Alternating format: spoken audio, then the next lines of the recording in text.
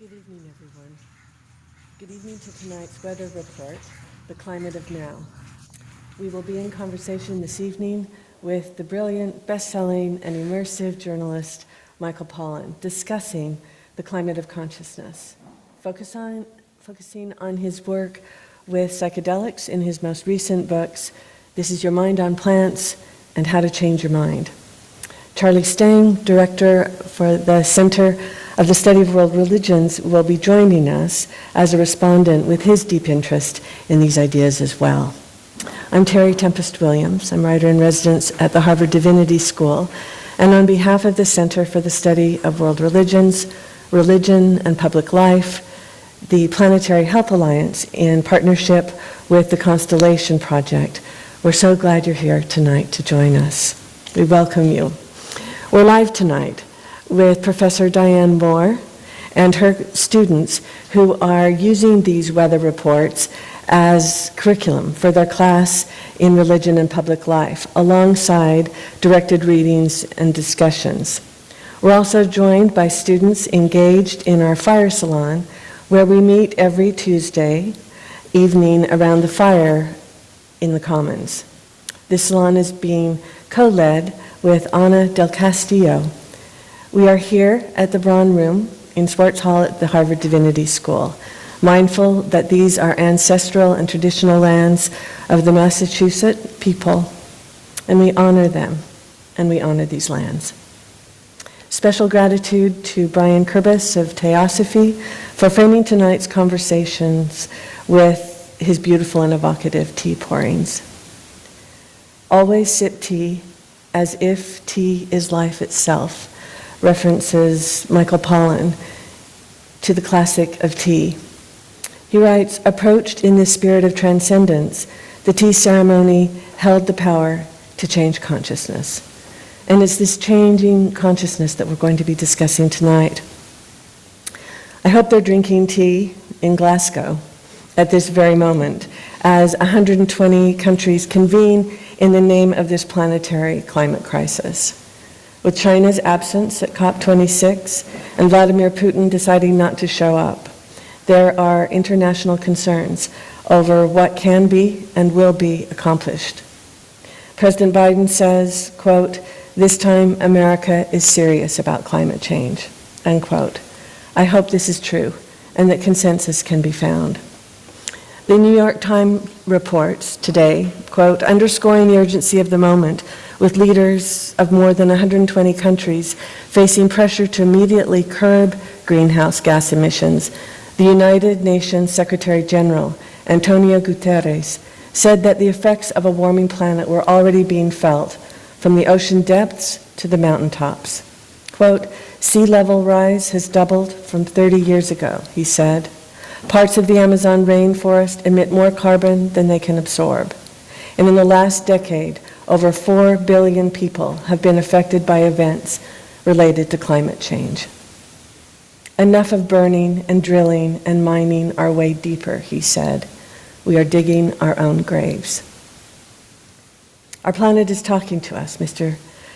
Goethe said. We must listen and we must act. Greta Thunberg's response, urgent action is needed now. The planet is screaming for help. Thich Nhat Hanh writes in his new book, Zen and the Art of Saving the Planet, quote, when you wake up and see that the earth is not just the environment, the earth is us, you touch the nature of interbeing. And at that moment, you can have real communication with the earth. We have to wake up together. And if we wake up together, then we have a chance. Our way of living our life and planning our future has led us into this situation. And now we need to look deeply to find a way out, not only as individuals, but as a collective, as a species, unquote. The question can be asked, is the way out, as Thich Nhat Hanh defines it, the way in to a dissolution of the ego, our egos, into a shared sense, an embodied sense of being interrelated and interconnected with all species on this planet we call home? Michael Pollan believes the mindful use of psychedelics is a way of making this essential connection. For more than 30 years, Michael Pollan has been writing books and articles about the places where the human and natural worlds intersect, on our plates, in our farms and gardens, and in our minds. He's the author of 8 books, 6 of which have been New York Times bestsellers. Michael is currently teaching writing in the English department at Harvard and has taught at Berkeley's Graduate School of Journalism, where he's been the John S. and James L. Knight Professor of Journalism since 2003. He's been described as part journalist, part historian, part social activist. Pollan's books, each of them, are movement builders, a catalyst for change, individually and collectively. Whether it is his mantra, eat food, not too much, mostly plants, or these pieces of common sense wisdom, shake the hand that feeds you. If it came from a plant, eat it. If it was made in a plant, don't. And in his words, quote, "The way we eat represents our most profound engagement with the natural world." The skeptical, curious, and hungry mind of Michael Pollan has intersected with our own.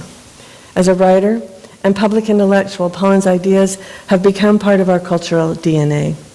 Whether it's the PBS 2-hour special documentary based on Botany of Desire, or the Oscar-nominated 2008 documentary Food, Inc., which was partially based on Pollan's book, The Omnivore's Dilemma, or his current involvement on a 4-part Netflix series based on How to Change Your Mind with filmmaker Lucy Walker, who we met in our first weather report, Michael is a writer who is changing the conversation around food and now our state of mind. No wonder Time magazine named Michael Pollan one of the 100 most influential people in the world. I can tell you personally, one of the great joys of being at Harvard for these past 5 years has been nurturing my friendship with Michael and his wife, the painter Judith Belzer. We are all the beneficiaries of having them with us. Their generosity of spirit is real, and all of us benefit from having them here in Cambridge every fall. Welcome, Michael. It's such a joy to have you here. Thank you, Terry. I'm nervous. It's just great to be here with you in particular. I've drawn so much inspiration from your work, especially since we moved from East to West Coast. Well, it's just been a joy to get to know you and Judith. And I love that you said you would do this on one condition, that it be live. And I think we all thank you. Yeah. And so to be here live, unmasked, and present with our students in this global audience is such a gift. To me too. I mean, I've had a year of, like everybody, of being on Zoom. I had a Zoom book tour this summer and really missed people. And I'm aware just the energy, it's so different, than just the one-dimensional faces. Yeah. So Agreed. Thank you for that. What's the weather report from your point of view and outside our world? Oh, God, I've been thinking about that a lot today because, as you mentioned, COP26 is getting underway and expectations are low. So I'd have to say, cloudy with a 60% chance of apocalypse. That's pretty high, Yeah, it is high, but 40% chance of not. Yeah. I think that's pretty good. I remember when I started researching psychedelics, Roland Griffith, who's one of the leading scientists who got psilocybin research restarted, and is a very spiritual man. He got into it because he'd had a mystical experience. He said to me, so what do you think the chances are that there's anything after you die? And I said, 1 to 2%. I don't know what to say. He said, that's a lot, that's a lot. So 40 is even more. Yeah, no, and I think part of your optimistic spirit is why we read you. Well, temperament has a lot to do with it, I think. People's politics, their philosophy, so much of it comes down to some basic aspects of temperament that you're born with. And one is, of course, a basic optimism or a basic pessimism. And so I do preface my hopeful talk very often with, I'm just a hopeful guy. But I think that's tempered by your skepticism. Yeah, I mean, I do have the journalist skepticism without question, and doubt. I definitely do. But I found that not only is it temperamentally agreeable to write about hope, that it's necessary, and that I learned this back when I was writing about the cattle industry. I wrote a piece for the Times that became a chapter in the Omnivore's Dilemma, and I followed a steer that I had bought, number 534, through the whole meat system. And it is a very dark article about feedlot pollution and how we grow the corn that feeds the animals and how the corn makes the animals sick, and that this is a fossil fuel based way to produce food. And at the end of the article, and it was very long, I had learned a little bit about grass-fed beef, and wanted to write a couple paragraphs about that for people looking for an alternative who didn't want to give up eating meat after they read this piece. And it was not much of a market at all. It was just a few people doing it in an informal way. And I wrote about it, and I said, contrast that food chain with this one, where instead of oil feeding corn, feeding cattle, you have sunlight feeding grass, feeding cattle, feeding us. And it was 3 paragraphs at the end of an 8,000-word piece. And a market for grass-fed beef exploded, like that week that the piece came out. And it taught me that people are looking to do something after they get their dark weather report. And that if there is anything you can point them to, you're doing them a service and you're doing the issue a service. And so I think people are hungry for hope. And it's not something especially that investigative journalists think about or know about, because they tend to have very dark temperaments. They see the worst in people, and that allows them to do important investigations.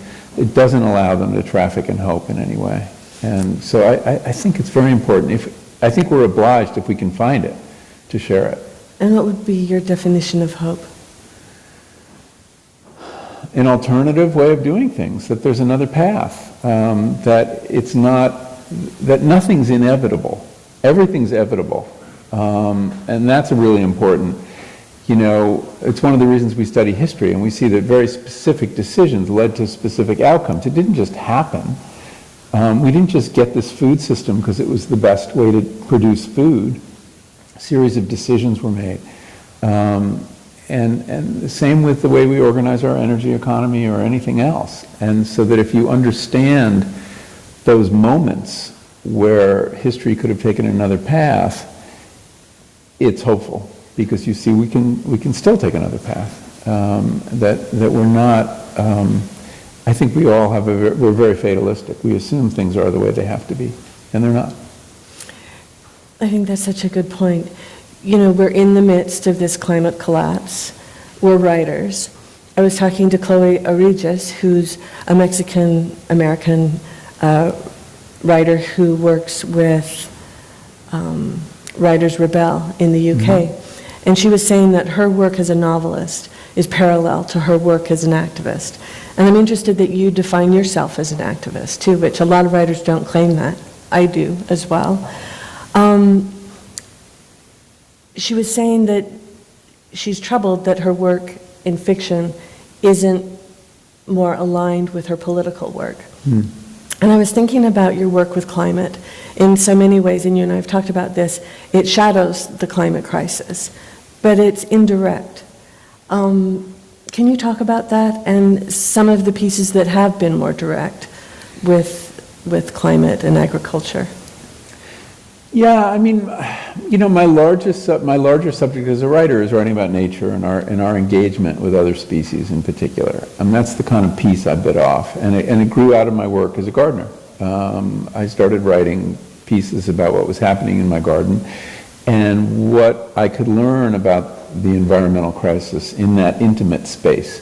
I kind of felt when I started writing that too much American attention, literary attention, had gone to the wilderness, and that we weren't paying enough attention to the areas where we had to intervene, where the idea of leaving things alone wasn't going to work, and that we had preserved about as much as the American continent as we were likely to preserve as wilderness. In fact, we've been shrinking that under the last administration.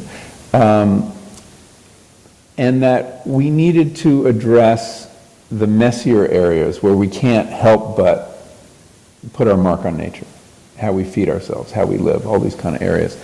And the garden was a good metaphor for that. But even in my first book, Second Nature, climate found its way in. I remember there's some passages where I'm alluding to Bill McKibben's 1989 book, The End of Nature.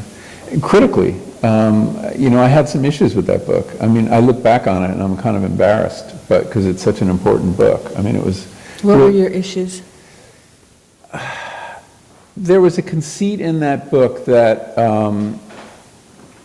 before we had changed the climate, which we just got the news of the year before from James Hansen's testimony in Congress, that nature had been natural and now it no longer was. And my point was, no, nature hasn't been natural for a long time. We've been here, Native Americans before us have been here. We shouldn't need to set up this pristine pre-human reality to measure what we're doing or think about what we're doing, even though it's a deep American tendency. We love that idea. But it involves erasure of all sorts of things, especially the hand of the Native American, who we pretend it was an empty continent. And so I was taking issue with that, not what he was saying about climate. And so climate has found its way into my work in all sorts of ways. In food, it was clear to me back when I was writing The Omnivore's Dilemma, which comes out in 2006, that agriculture had a very important role to play in climate, both positive and negative. The negative we all know about now. We didn't then, though. There was very little attention to food in agriculture as a contributor to climate change. I actually remember when Inconvenient Truth came out, watching it and being amazed that there was not a word about agriculture. And it was all about energy generation, by and large. And I remember I had occasion to meet Vice President Gore at a conference and haranguing him about why aren't you writing about this? You could do so much. There's so much potential here. And he eventually did. I mean, not on my account, but for various other reasons. He actually has taken a great interest in the potential of agriculture. But anyway, people who were working on agriculture issues saw this. They understood that meat production had an enormous carbon footprint, beef in particular. Now we all know this, but we didn't know this then. But the other side of it was, and I remember learning this fact when I was doing that work, when Walmart as a company decided to do an assessment of their climate footprint. They did a top to bottom analysis of how they did business to figure out what was contributing the most to climate change. And you know what was number one? It wasn't those big box stores that they were air conditioning and heating, and it wasn't that international shipping system. It was the nitrogen fertilizer going on the corn at the base of their food chain that produced all the soda and all the meat and all the junk food. That nitrogen fertilizer, which farmers use in excess, 100% excess of what they need routinely as crop insurance. But whatever doesn't get taken up by the plant, when it gets wet, turns into nitrous oxide, which is as bad as methane. And that was their climate footprint, and they had no idea. So the agriculture piece has been vivid to me. But what's exciting about it in agriculture, now we get to the hope piece, is that unlike a lot of other areas, agriculture there's the potential in agriculture not just to mitigate the climate impact, but to actually roll it back, and through sequestering carbon in the soils. And that was so interesting. You wrote a piece called "The Secret Weapon to Fight Climate Change," dirt, and that was right during COP21. 21, yeah, that's right, yeah. And what are some of the facts that came out of that? Well, the first big fact is that 1/3 of the anthropogenic carbon in our atmosphere that we're breathing right now was in the soil 100 years ago. And it has been released into the atmosphere through agriculture, plowing and tilling and deforestation, and fertilizer. So there is at least the potential to bring back a lot of that. And how do we do it? And now we all know that trees sequester carbon, but people don't really understand how soil sequesters carbon or how plants sequester. And it's an amazing process. I mean, yes, through their bodies, they build their bodies, plants build their bodies out of carbon, and that can be, gets plowed in. But there are two other very important things that happen. The main one is, though, that all the sugars, the carbon produced through photosynthesis, about 60% of it goes to build the plant. 40% of it travels down through the roots and is exuded in the form of sugars into the soil. Why is the plant doing that? To feed its microbiome, to feed the bacteria and the fungi that it depends on. And so it draws all these microbes to it, and they circle the roots, and they get fed the sugar, and then they go off, and they are eaten by other microbes, and eaten by other microbes, and eaten by other microbes, and eventually it enters the soil as stable carbon. And I love that that goes to your idea in This Is Your Mind on Plants, that the genius of plants. And Yeah. I think so often we minimize plants compared to, and I know especially out west, the charismatic Megafauna. fauna, grizzly bears versus, an opium plant Right. that you take us so directly to. Well, I mean, yeah, the genius of plants has been a theme of my work from the beginning. I mean, I'm just constantly amazed at what they can do, and how much smarter they are than we are by various measures. I mean, they're better chemists than we are. Well, just the very act of photosynthesis, Which we still can't duplicate. No. Right? Our solar panels are crude compared to what they do. Some people say, how did Michael Pollan get from the Botany of Desire, to This Is Your Mind on Plants and How to Change Your Mind? And it occurred to me, 2001 with Botany of Desire, you were talking about the tulip, you were talking about cannabis, you were talking about apples and potato, and 20 years later, with this book, you're talking about opium, caffeine, and mescaline. Mm-hmm. And it makes perfect sense because in a way you've been looking at plant consciousness and our consciousness all the way along. What I'm interested in is how has this journey that you said was an intellectual conceit, how has it become, in your words, a felt truth? Yeah. In other words, the journalistic journey becoming a spiritual journey. Well, in Botany of Desire, I talked about how plants act on us. I talk about plants as subjects. We think of them as objects. We think of everything but ourselves as objects pretty much, which is a big part of our problem and a big part of the environmental crisis. But what if you conceive of plants as subjects? Because they are subjects in evolutionary terms as much as we are. And a certain class of plants, what we call the domesticated plants, somewhat insultingly to them, they act on us. They get us to do things for them by gratifying our desires. So I was writing about that symbiosis, and the plants are active agents. They manipulate us in various ways. And they do that by feeding us and giving us beauty and intoxicating us. And the plants that figured out that for some reason humans are not satisfied with everyday normal consciousness have done really well. Opium and cannabis are two great examples. It's a really winning strategy. And that speaks to their basic genius, which is for biochemistry, of the ability to hit on, I mean, think of it, the precise molecular key to unlock the human mind, that a plant figured that out. Long before, our chemists figured it out. And how about capitalism with caffeine? I mean, that just was astonishing in your chapter on caffeine. Well, caffeine has been, coffee and tea have been enormous midwives to capitalism.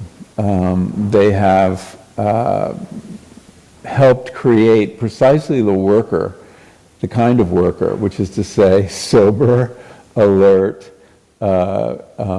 hardworking, efficient, that capitalism needed to thrive. And that was, again, it benefited those plants, because we then took this, coffee, which had lived in this little ghetto in Ethiopia, and that was its habitat, and now it's in this band that goes around the world. If you ever doubt that you're an addict, I loved your conversation, saying just look at the line that you're standing in at Starbucks at the airport. Yeah, at 6 a.m. Well, I saw that because I had gotten off caffeine.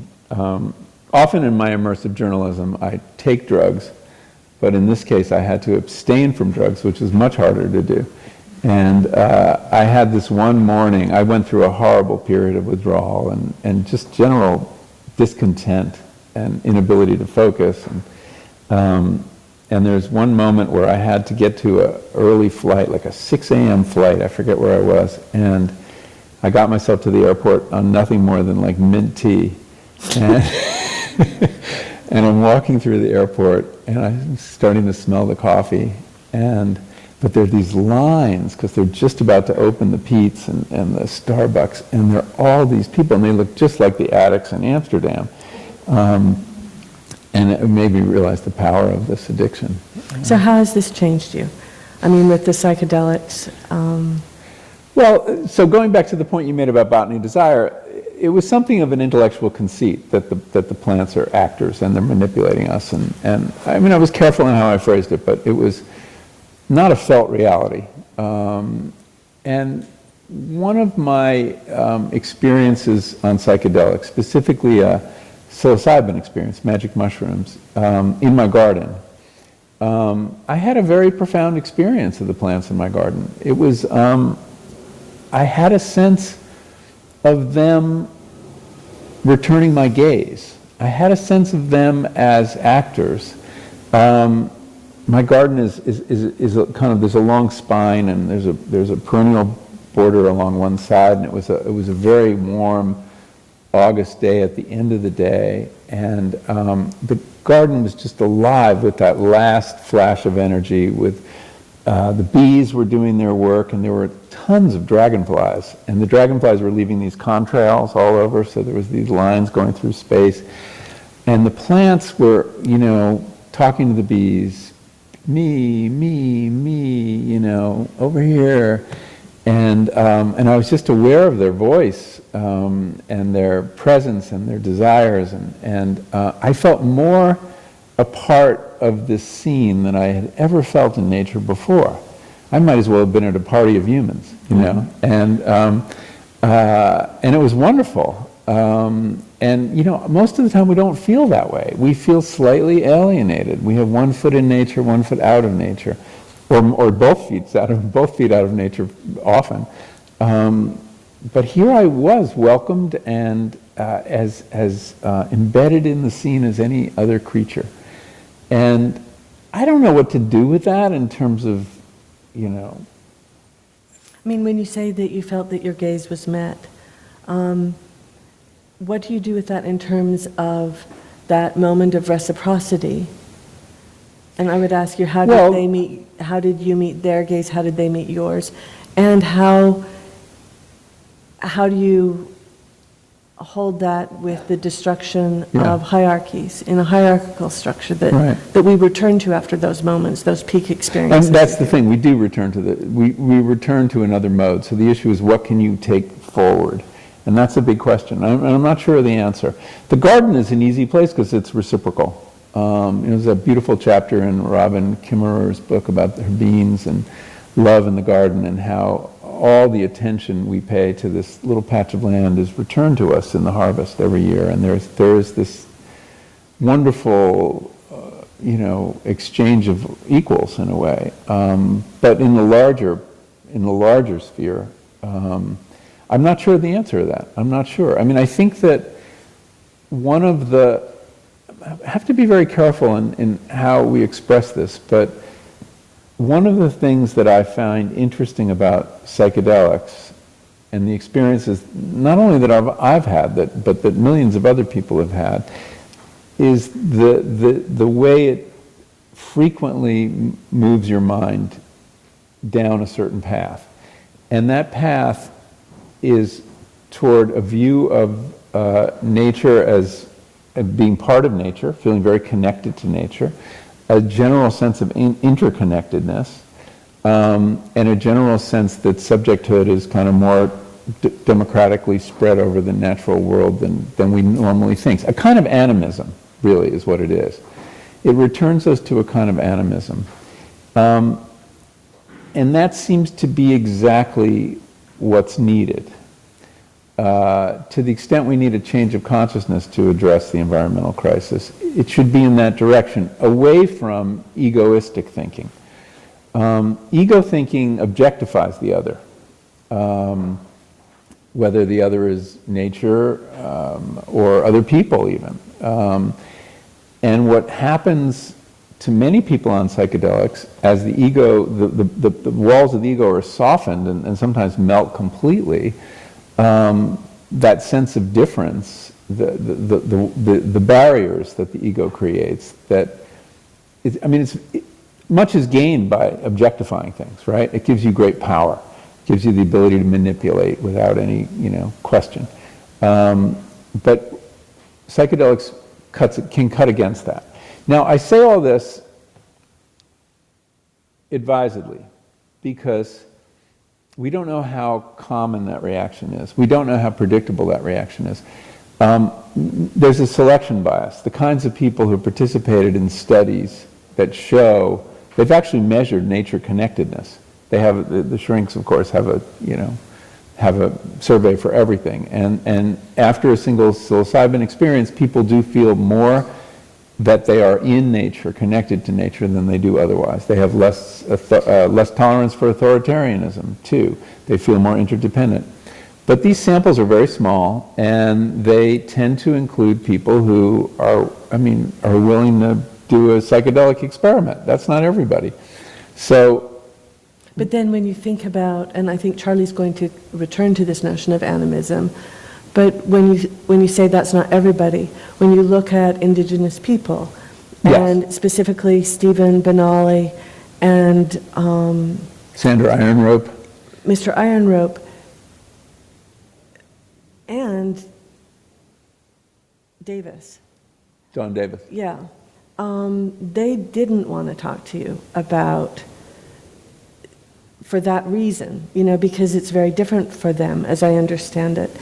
And they weren't open to having you come to the ceremony. And I was fascinated by this statement of yours. I loved this. You wrote, and in fact, their message was, this is cultural appropriation and stay away. And they were concerned about the renaissance now of psychedelics, comparing it to Carlos Castaneda and the 1960s. And the great tradition of white discoverers. Right. Yeah. And what they were saying is, with the overarching appetite now for mescaline in mescaline-producing cactus, peyote, they're concerned that the plant would become threatened, and the religion, the Native American religion, is threatened. Anyway, I loved what you wrote. You said, here the appropriation is taking place in the finite realm of the material things, a plant whose numbers are crashing. This puts the eating of peyote by white people in a long line of metaphorical takings from Native Americans. I was beginning to see that for someone like me, that the act of not ingesting peyote may be the most important one. So here's a note of restraint. Yeah. Hold that for a minute. Then I was fascinated that Charlie had Mr. Benally and Mr. Ironrope. When Charlie asked them, but we're now being able to produce these, duplicate these, cultivate these plants, peyote, in greenhouses, how do you feel about that?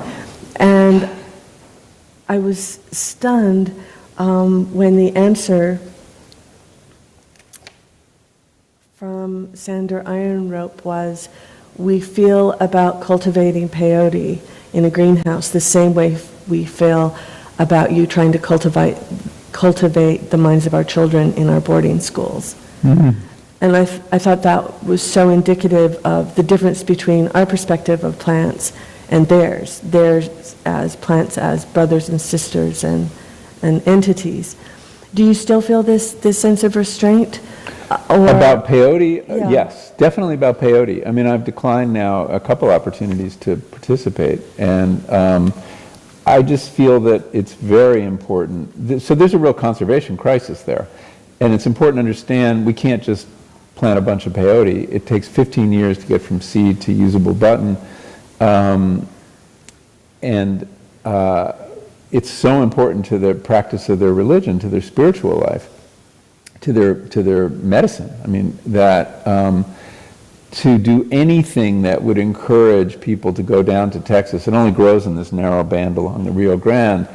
I just didn't want to be involved in any Carlos Castaneda kind of fad for peyote, so I was very explicit. And yeah, I was convinced by what they said.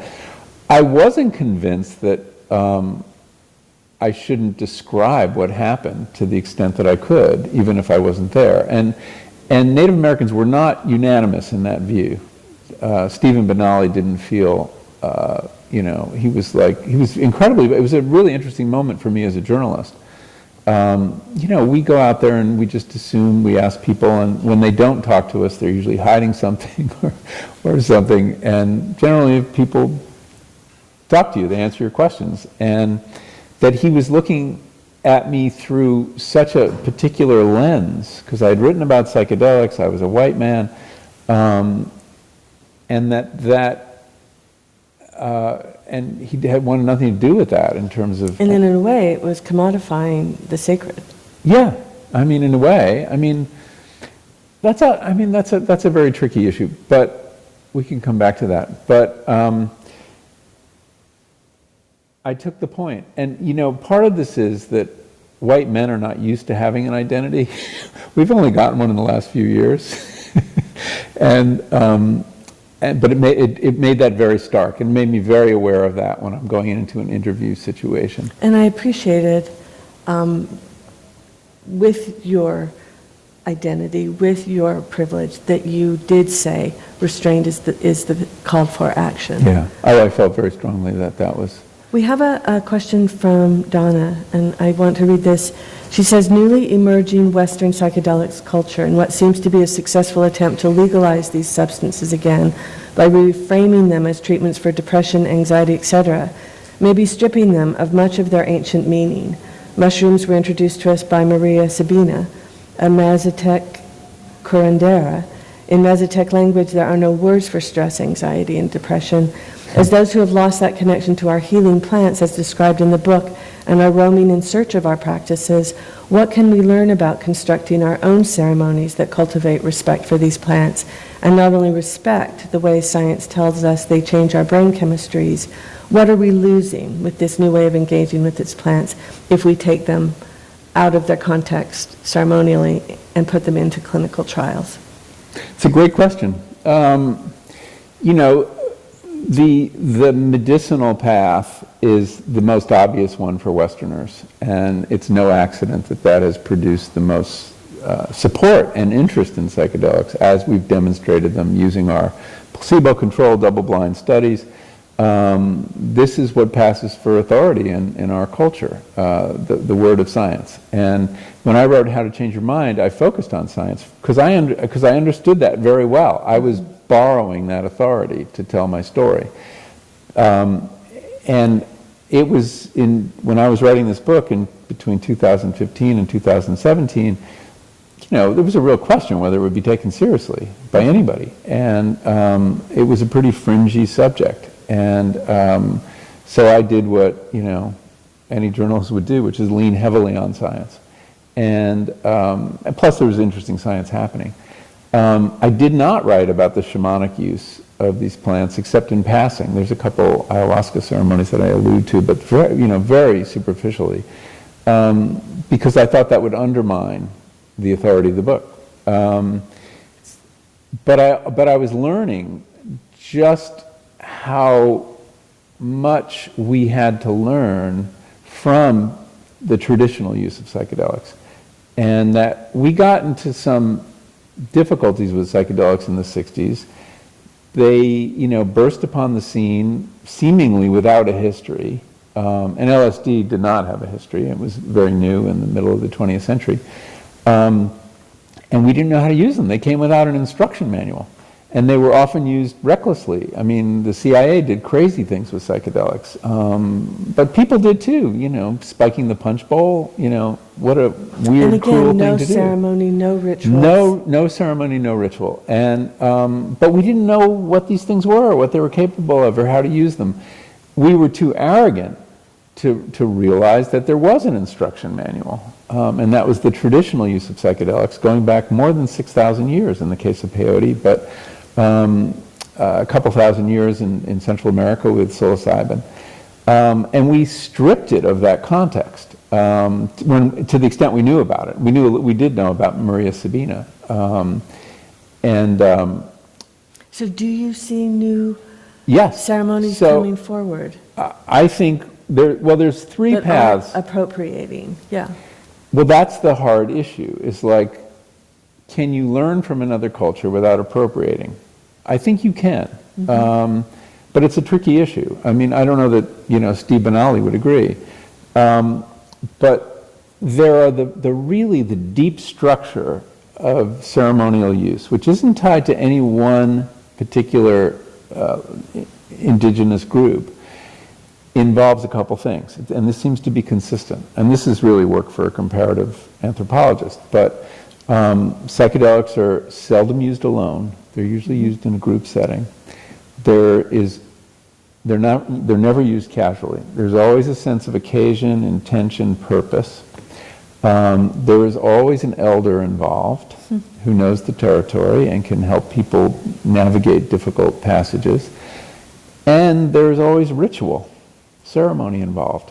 So those, I lost count, 4 or 5 elements, seems to me things you could adapt, borrow. The rituals would have to speak to our culture. What constitutes an elder is for us to figure out.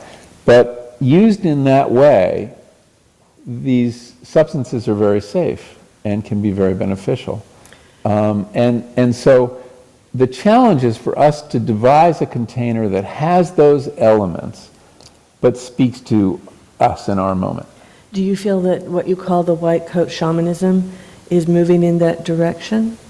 Well, medicine draws on shamanism through the white coat, right? I mean, we give this magical authority to doctors, and they know it. And, they have white coat ceremonies at the end of medical school. They know exactly what they're doing. But I envision a path that's outside of medicine, where people, because there are other reasons people do psychedelics. They can use them for spiritual growth, to solve various problems. People needn't be mentally ill to benefit from them.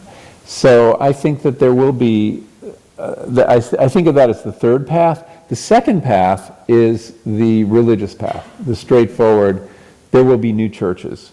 There are already found, there are new churches around psilocybin, and there'll be churches around LSD, and they will seek approval as churches, and they will call them not psychedelics, but entheogens.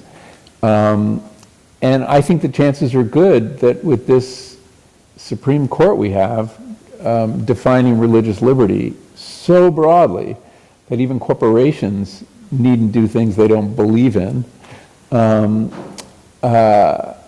they'll be hard-pressed to turn down these churches when they come along. So along the lines, I have 2 questions before we turn it over to Charlie. One, you talk about democratizing psychedelics, because in the white coat shamanism, it's largely in the realm of the privileged. To be able to have microdosing or to do psilocybin with a doctor nearby watching you. What does that look like? Well, I think actually this medical path has the potential to expand access beyond where it is now.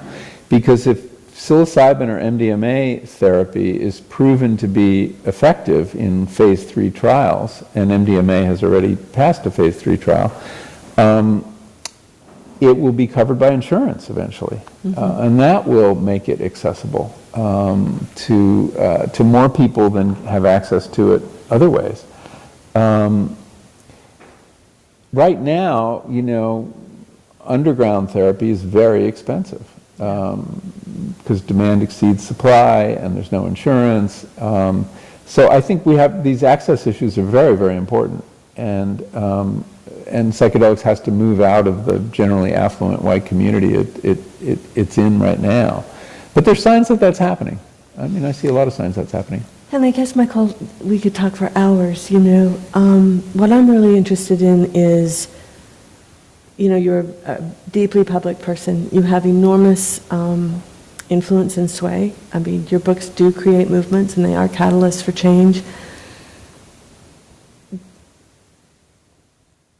Has this been a spiritual transformation for you?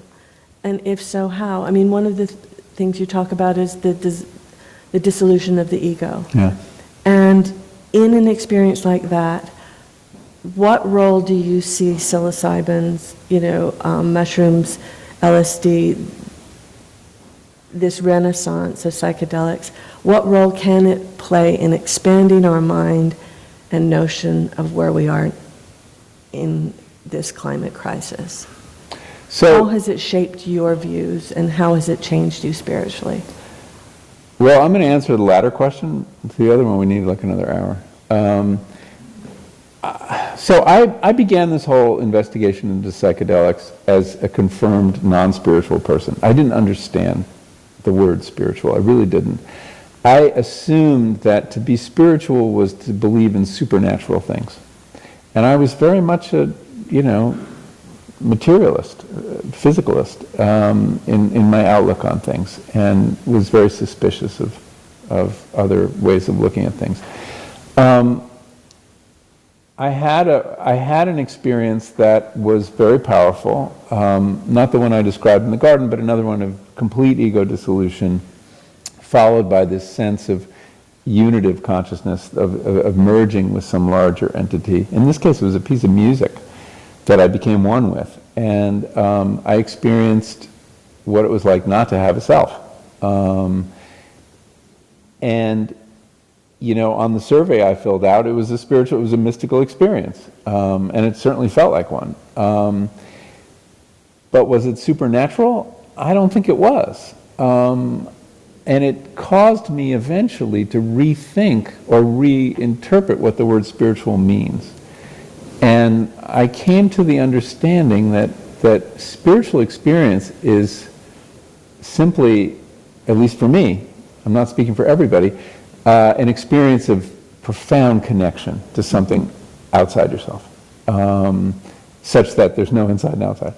And that the opposite of spiritual is not material, as I thought. The opposite of spiritual is egotistical. And it's the ego that stands in the way of spiritual experience. And to the extent that you can transcend that, yes. So in that sense, I feel I'm a much more spiritual person than I was.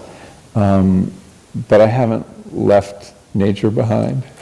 And how, if you don't mind just giving us the last word on this, what are the implications? What are the spiritual implications of that egoless state for a deepening of our sense of this climate crisis and our participation in Well, this goes back to the idea whether you can prescribe a drug for a whole culture. And I have my doubts that we can do it. I think that psychedelic experience can contribute to the crisis, or to solving the crisis, by letting people have these experiences of non-duality, of realizing that things they objectified are very much alive, of reanimating nature. But how widespread that can be, it's hard to say. I think we have to do research. You know, until we see that the Koch brothers react the same way to psychedelic experience as you and me, I would be loath to give too much of it away. But you've talked about tribalism and the environmental crisis. Yeah. That this does open the mind to be It's- able to see this it's- in a more It does. holistic way. We have, for individuals, it seems to do that. But there's a real question of how do you, you don't put it in the water supply. Right. So what do you do with that? I mean, it does take us where we need to go in the case of, many individuals who try it. And it may underlie also the environmental ethic, if you will call it that, or the animism of indigenous peoples who've used psychedelics for thousands of years. The psychedelics may have taught us to look at nature that way, and it may still be able to teach us. But I just don't want to be I don't want to be overly hopeful about this, just because there's so much more research we need to do till we prove out this idea. But Fair enough. it does give me hope, and it does seem like maybe there's a reason this is coming along right now. And I was very heartened to see that, it has inspired people in the environmental movement. I forget her name, the woman who started the Extinction Rebellion in England was inspired by a psilocybin experience. And so maybe it's something that can nourish this movement. Thank you. I cannot wait to see where you go next. And we will be I can't following. I want to introduce Charlie Stang to us. Charlie is the director of the Center for the Study of World Religions. He's a theologian with a BA from Harvard, an MDiv from the University of Chicago, and a PhD from the Harvard Divinity School. His research and teaching focuses on early Christianity. He's particularly interested in the development of metaphysics, mysticism, and monasticism in the ancient world. And he's the author of numerous books and articles. His most recent are Divine Double, which I found fascinating, published in 2016 by Harvard University Press. You'll find this interesting. He's on the board of directors of the Esalen Institute. And at the center, Charlie spent the last couple of years focusing on cutting-edge programming, specifically around the psychedelic renaissance in religion. And this year, the Center for the Study of World Religion inaugurated a new research initiative called Transcendence and Transformation, studying religious, spiritual traditions and practices, building on this work. So Charlie, over to you, my friend. I can't wait to see how you deepen and broaden the conversation. Thank I you, love Terry. you, Michael. And I want to say hello to your mother. Okay, Corky. Hello. Charlie. Hey, Charlie. Hi, Michael. It's a pleasure to be here with you. Terry, thank you for that kind introduction. Thank you for the team who have helped pull this event together, Yes. an in-person event, no less, and thank you for the class who has come to this event. I love that meeting together in real life has now become a heroic endeavor. I know, very exotic. Yeah. So Michael and I met for the first time about just a few weeks ago. My wife Sarah and I had Michael over for dinner with Brian Mirorescu, whose book, The Immortality Key, was the next hugely popular book on psychedelics after Michael's How to Change Your Mind. Brian shared a story that I want to share with everyone assembled. So forgive me, Michael, you've already heard this. The Gospel of Mark is the earliest of the 4 canonical Gospels in the New Testament. And the very first command, the very first imperative that Jesus utters in that Gospel is, in its original Greek, is metanoia. It's often translated as repent. But it really simply means change your mind, change your nous. So just pause for a moment and let that sink in. The first thing Jesus tells us we have to do is change our minds. So Michael, one thing I want to say at the outset is that you're in a very, very good lineage. Jesus is a great ancestor. I'll say. And today is the Day of the Dead, and we remember our ancestors. And we'll come back to ancestors later. So much of what I had hoped to introduce has already been introduced, so this is great. And the question I had hoped to pose to you, I think, has in some sense already been answered, so the question will have to change under my feet. So I'm going to speak for about 10 minutes, which will eventuate, I promise, in a question. Okay. Okay, I promise you all. So in your new book, This is Your Mind on Plants, you speak of humans' universal drive or urge to alter their consciousness, to vary, intensify, and sometimes transcend our normal everyday consciousness, which evidently we feel is not enough. And the book, of course, is about how plants satisfy that desire. But how is that so? Why should it be that plants so perfectly serve to alter our consciousness, as you were already asking? Are they in fact serving us, or we them? Is service the right way to understand that relationship? What are plants to us, and what are we to them? Or should I instead be saying, who are plants to us, and who are we to them? And what's at stake in that simple shift in an interrogative pronoun from what to who? So, Michael, I want to invite you to cross a threshold. I sense you may be hesitating on this threshold. The door is already ajar. You left it open in the introduction of the book. Here's the passage I have in mind. You write, "The stories I tell here put this trio of psychoactive plant chemicals into the context of our larger relationship to nature. One of the innumerable threads connecting us to the natural world is the one that links plant chemicals to human consciousness. And since this is a relationship, we need to account for the plant's point of view as well as our own. How amazing is it that so many kinds of plants have hit upon the precise recipes for molecules that fit snugly into the receptors in human brains, and that by doing so, these molecules can short-circuit our experience of pain, or rouse us, or obliterate a sense of being a separate self.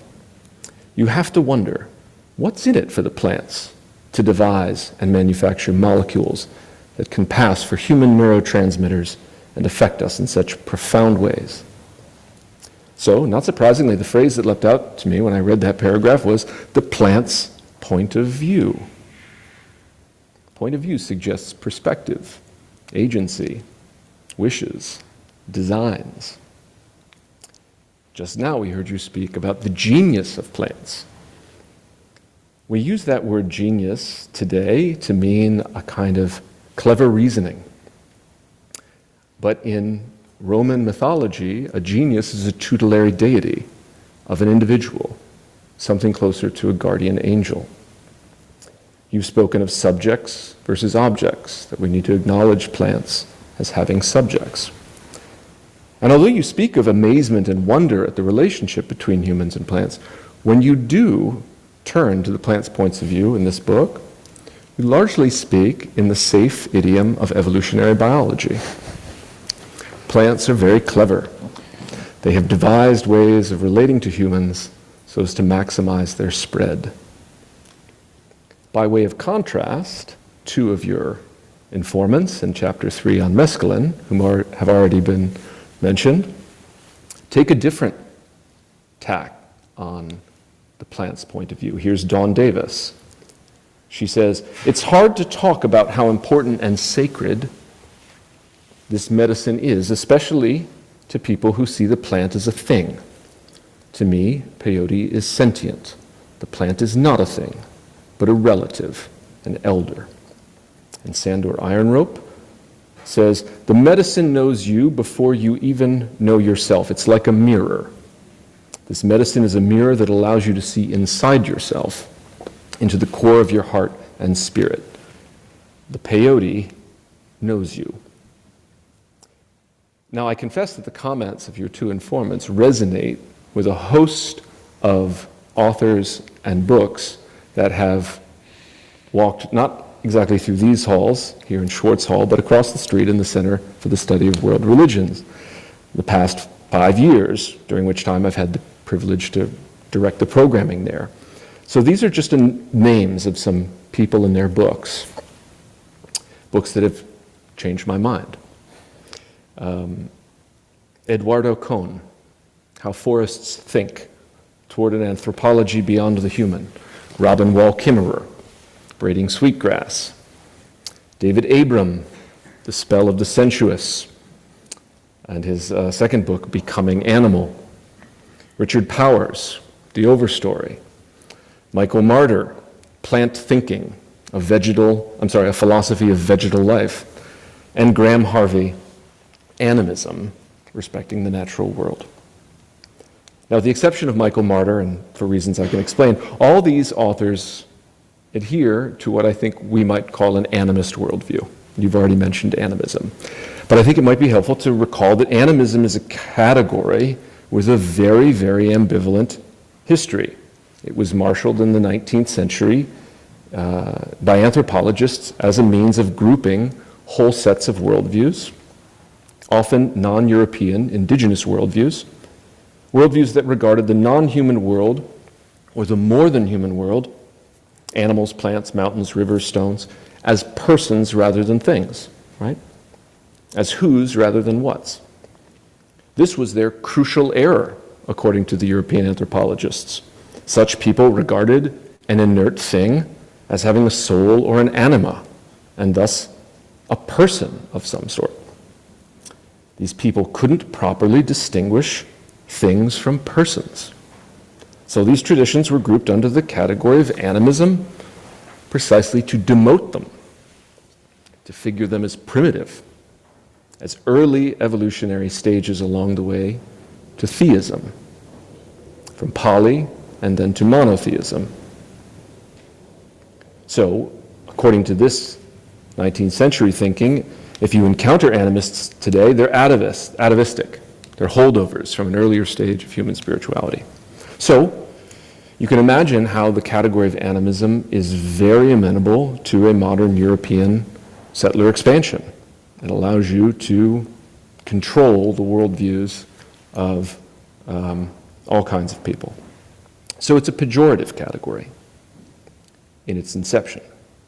But like another pejorative category, queer, it has been, or it is in the process of being reclaimed by scholars and practitioners alike.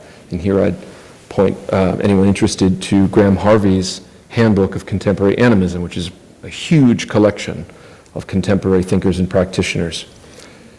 Harvey's definition of animism is this: animists are people who recognize that the world is full of persons, only some of whom are human, and that life is always lived in relationship to others. Animism is lived out in various ways that are all about learning to act respectfully, that is, carefully and constructively, towards and among other persons. There, I made the error again. Other persons. So I'm inviting you to cross a threshold, but the truth is, I'm already on the other side. Mm-hmm. And it's now, in our intellectual environment, incumbent upon us to announce our positionality. So I'm an animist, and lest anyone think that by announcing myself as an animist, I am appropriating an indigenous tradition that I have no business appropriating, I want to insist that there is a deep animist root in the West. Animism goes back to the origins of Greek philosophy. I mentioned earlier ancestors. Here we are, the Day of the Dead. Let's name and acknowledge our animist ancestors. Very proximate, we have some of them down the road at Concord. Ralph Waldo Emerson and Henry David Thoreau are local animists. I walk the same woods and I swim the same waters as they did, when the weather permits. And further back, as I said, animism is at the very inaugural moment of Greek philosophy in the 6th and 7th century. I'll just mention one, Thales of Miletus, who writes famously in a fragment, "Everything is full of gods." When everything is full of gods, you have to relate to things quite a bit differently. Now, sometimes animism flies under a kind of kissing cousin called panpsychism, which is also enjoying a revival of interest in philosophical circles. Anima and psyche are the words for soul in Latin and Greek, respectively. So my contention is, rather than being the purview of only some traditions. Animism is everywhere. The question I thought I was going to ask you, Michael, was, are you an animist? Hiding in plain sight. The answer to that evidently is no. And yet, you've spoken of how, catalyzed by, I think, psilocybin, at the very least, you enjoyed a thrilling afternoon as an animist. But then it came down and it left you. Too bad. Sad. No, Sad. no. But the question I now want to ask you is this: you said in response to Terry, animism is what's needed. You seem to me a classic. I would, if anyone's going to become an animist, it might be you. You're a gardener, first of all. Gardeners, I think, are highly susceptible to animism. Yeah.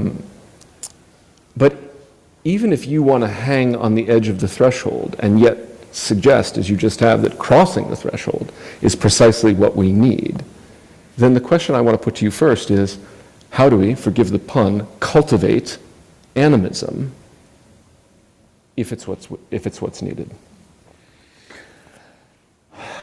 Well, I don't know that I'm not an animist. But I have so many questions that I'd have to answer first. I mean, and one is the question of consciousness. Does personhood imply consciousness? And if so, what kind of consciousness? Those are really hard questions. Mm-hmm. Panpsychism, which I have been reading about, posits an incredibly paltry concept of consciousness, that there's that even particles have experience at some level that's almost unrecognizable as experience. And that you build up from there to more complicated creatures, and then you get psychism like ours. And so it doesn't seem like an entirely satisfying idea, or it's kind of shorn of animism, actually. It's a very denatured idea of panpsychism that seems to be on offer right now. But it's interesting. It's really interesting. So I guess my answer would be, I don't know enough to say. I see a lot of animist tendencies in nature and in my own attitudes. But I think that, I just don't know enough to say. I mean, it's for investigation.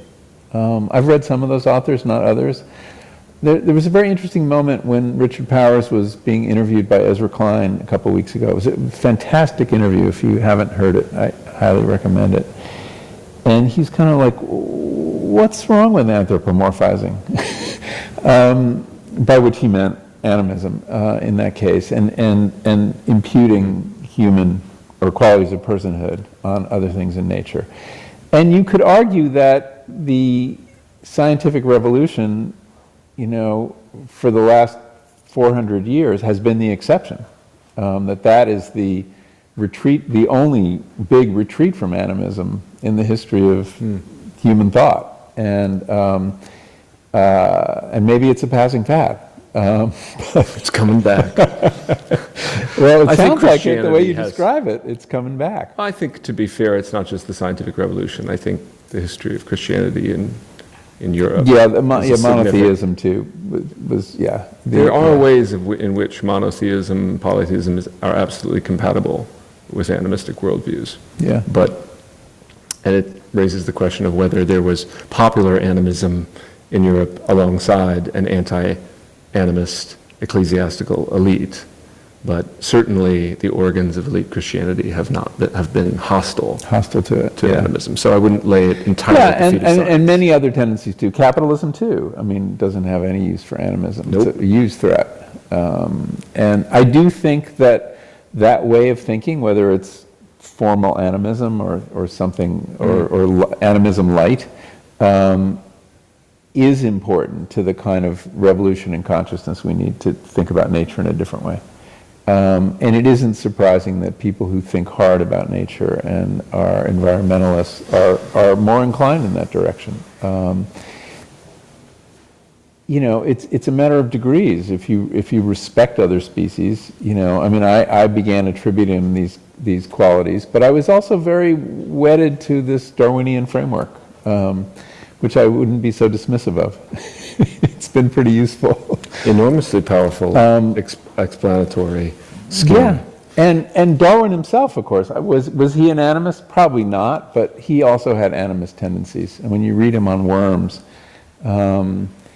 and you know, no, he's very, you know, his worms are, you know, very alive. But you know, genius too has another meaning too that I know from the history of garden design, which is spirit. The genius of the place is about the spirit of the place, and plants do have spirit. Right, but what does it mean to afford them spirit? And like, how do you prove animism? I'm not sure that that animism affords that kind of proof. So then the question is, where do you put science? And what framework are you using? And yes, I still use that framework in a lot of my work. Well, that was what I wondered whether you were a secret animist. Closeted Sadly, I animist. thought you were a closeted animist. And that I might be, I don't know. You might be. And that perhaps your reluctance to cross the threshold was strategic in the hopes of reaching or continuing to reach the wide audience that you do, and that you might lose someone, a great number of people, by crossing the threshold. Sadly, no one I don't reads know my that. books, so I don't really have anything to lose by announcing I myself. think as that animist. there is it may be secret, but a hunger for animism. I think a lot of people feel a hunger for animism, and that they, so I think they'd be happy to read somebody who is animistic. But this brings me maybe to my last question on animism, which is, when I laid this out, and truth be told, fair enough, I did lay out books. You said I've read those books. Not all of them. No, I don't. It's not that. We're talking about books. So animism is not just a theory; it's a practice, which is Right. why I thought you might be a secret animist, because you actually have a very robust and lifelong practice of gardening. And often I feel as if it is the theory that has to catch up to the practice of animism. That's often true. So maybe Yeah. your theory just hasn't caught up with your practice. That could be. That could definitely be.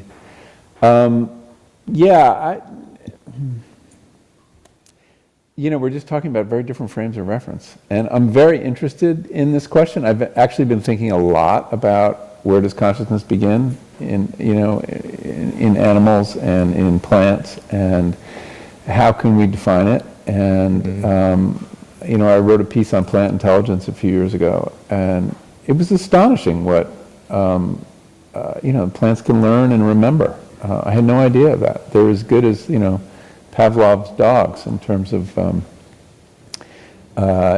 actually learning from experience. But does that translate into consciousness? And then we have to wonder, well, why should our kind of consciousness be the only kind? Maybe plants have their own kind. Well, this I is mean, why we're projecting this model of to be conscious, you need a brain. But slime molds, you know, can do amazing things with, and octopuses do incredible things with a distributed brain. So we're very limited by the tools we use to understand these questions. I do think we need to decouple personhood from things like brains. Yes.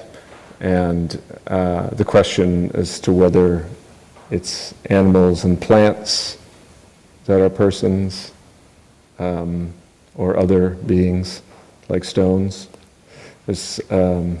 well,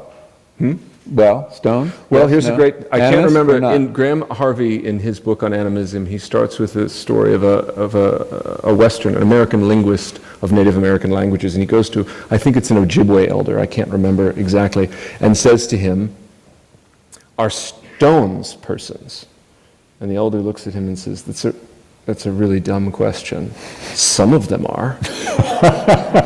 All right, I think maybe with that, we should come to a close. Michael, thank you so much for entertaining this. Thank you for this set of provocation. question. And thank you for writing these books. These last two have been companions of mine this past year. It's really a pleasure to... And thanks for the work you're doing around these issues here. I think it's so important. There are very few environments I step into where I'm accused of not going far enough. Well, you're welcome anytime. Thank you. I think with that, we will bring our time with Michael to a close, and we will return to Brian at Theosophy to conclude the evening with tea ceremony.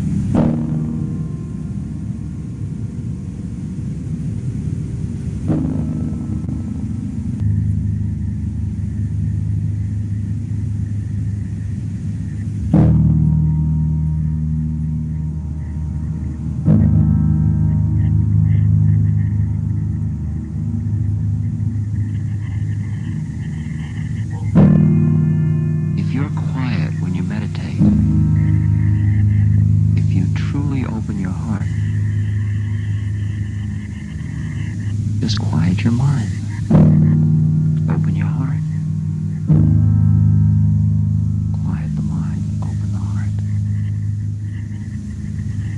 How do you quiet the mind? You meditate. How do you open the heart? You start to love that which you can love and just keep expanding it. You love a tree, you love a river, you love a leaf, you love a flower, you love a cat, you love a human. But go deeper and deeper into that love. Till you love that which is the source of the light behind all of it. Behind all of it. You don't worship the gate, you go into the inner temple.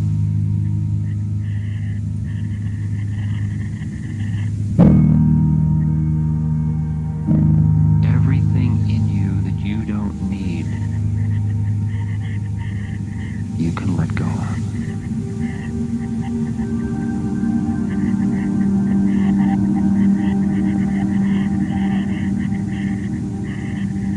You don't need loneliness, or you couldn't possibly be alone. You don't need greed because you already have it all.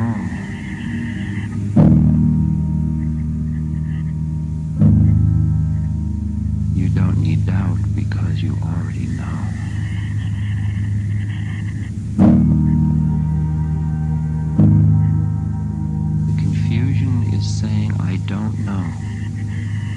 But the minute you are quiet, you find out that in truth you do know.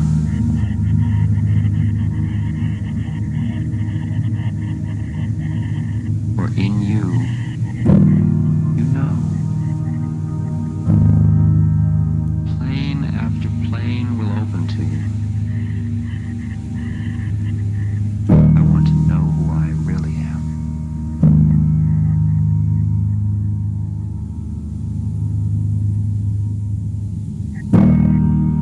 As if in each of us, there once was a fire.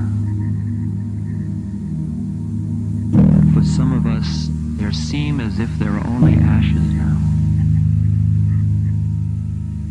But when we dig in the ashes, we find one ember, and very gently we fan that ember,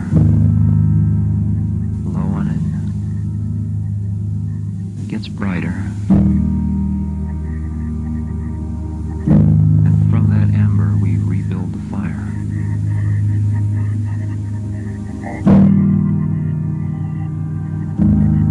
Only thing that's important is that ember. That's what you and I are here to celebrate.